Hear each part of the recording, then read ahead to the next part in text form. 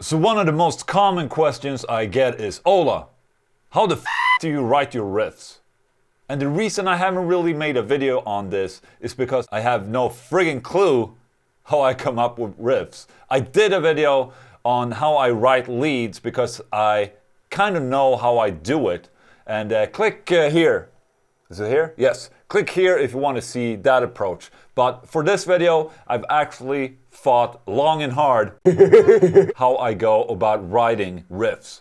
And just as a disclaimer for snowflakes, this approach is how I look at riffs and how I go about writing them. It might not apply to you or the type of music you like, so take all of this with a grain of salt, okay? But hopefully this video might inspire you to change up your writing or try something new, who knows.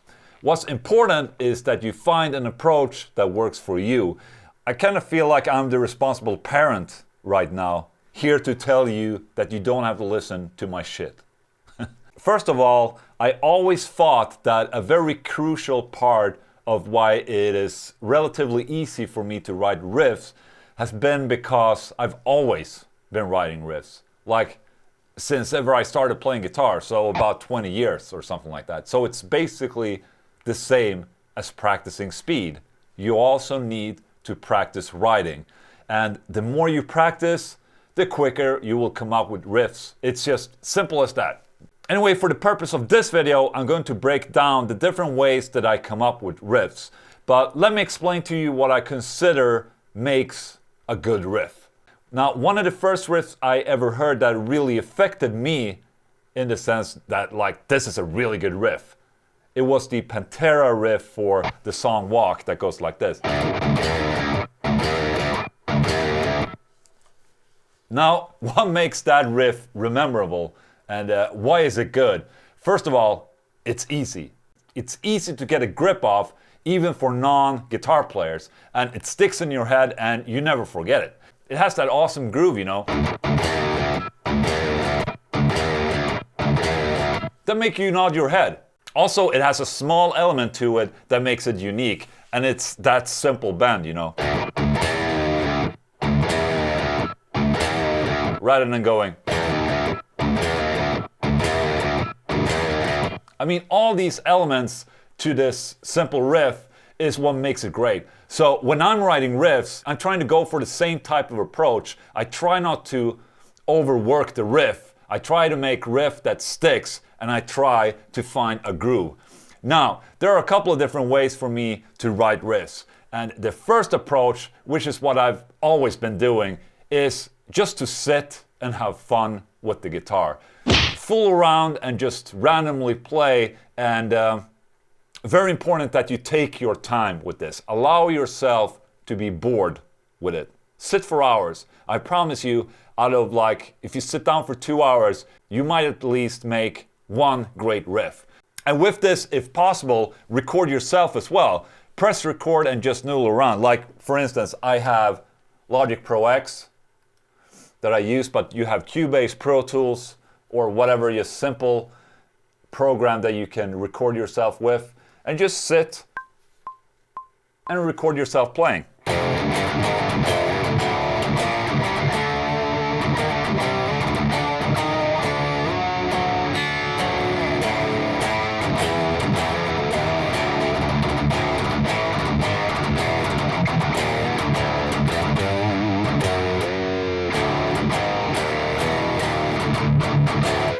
I mean, I start recording, and if I come up with something that's cool, I just cut it out like this.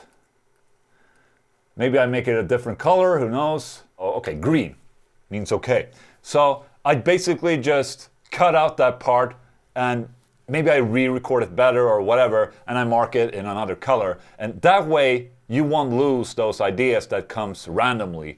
And after this, I save that riff into a folder of riffs. So let me show you real quick. I have here, so in Dropbox, for instance, I have something called Riff and Ideas, and it's very simple. Here I categorize riffs, so whenever I'm writing a song that needs a riff and I feel like I can't really make anything up, I can go to my riff library and I can quickly find something that would fit. And It might not be a sexy approach, but this is a very efficient approach to writing songs for me, okay?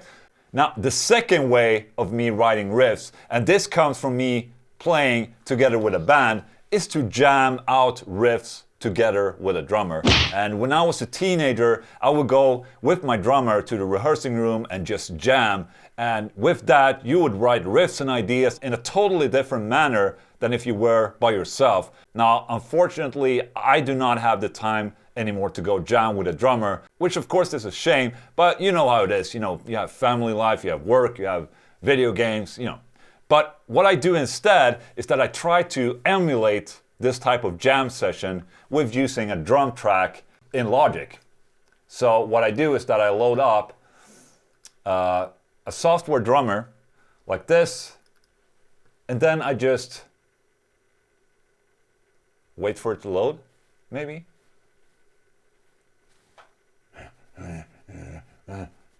Okay, so I find a groove, maybe with a slightly more impressive drum kit.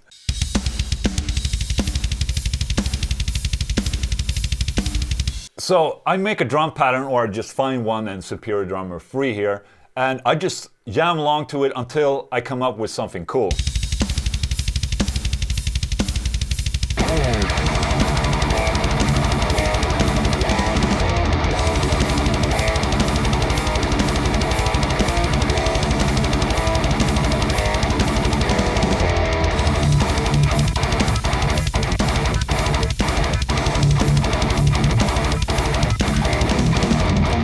Very stupid.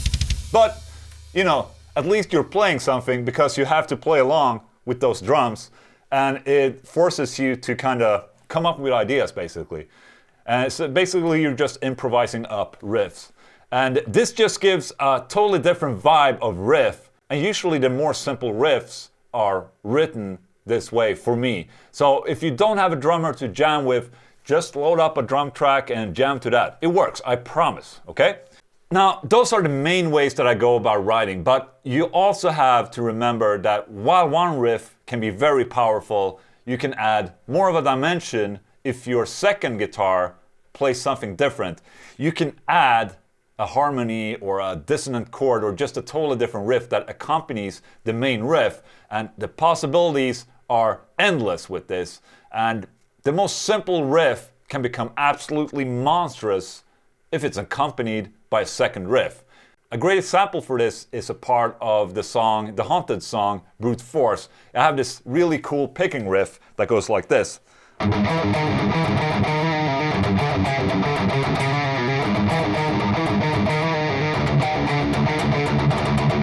Very simple. And while that riff is cool by its own, so I just decided to add a very simple pattern of chords underneath that riff that goes like this.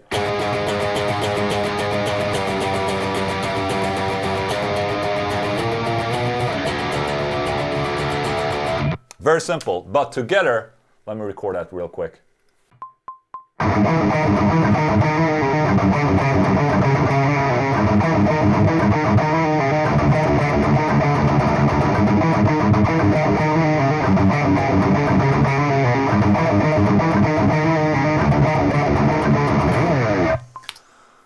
Okay, let me record a second guitar.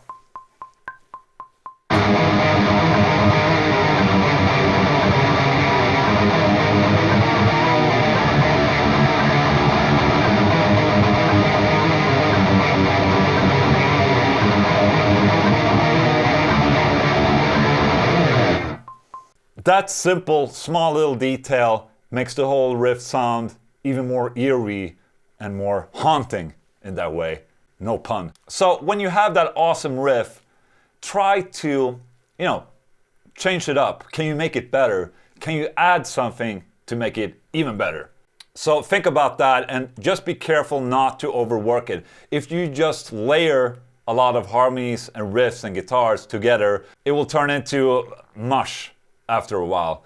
And if you feel like nothing is coming out, you're just sitting there and you're playing and no good riffs coming out of your system, and even if you use the approaches that I mentioned and not a single good riff is coming out of your fragile fingers, A simple trick is just to listen to new music that you haven't heard, or old music that you like for that matter. I mean, listen to the music that you enjoy and get inspired.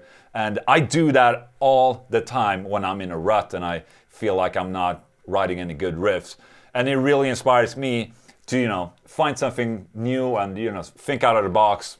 It's really good for you, okay? Okay, hope some of these approaches might give you an idea or two. And like I said in the beginning, I think it's just as important to practice this just as much as it's important to practice any other guitar technique that you want to improve. Eventually, it will be easier for you to make up riffs and songs. And just have a bit of patience, okay? And please, if you enjoyed this video, subscribe, okay? I've noticed that half of my viewers today are non-subscribers. What the hell is up with that? Don't miss out, subscribe, okay? Be a nice guy. But before leaving, I would like to give you my secret weapon of riff writing. This approach is something that was brought down from generations upon generations of riff writers. And it's something we riff writers don't talk about that much. But I can assure you that 80% of all the great riffs you love are written using this approach. And now I'm passing on this secret to you guys. So let me show you.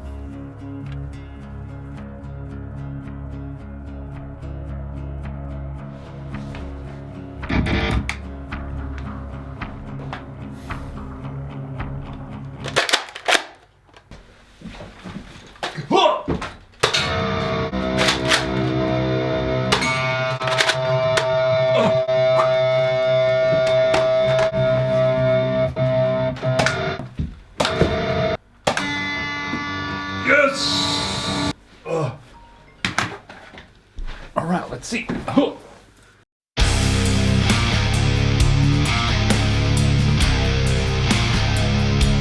Not too bad.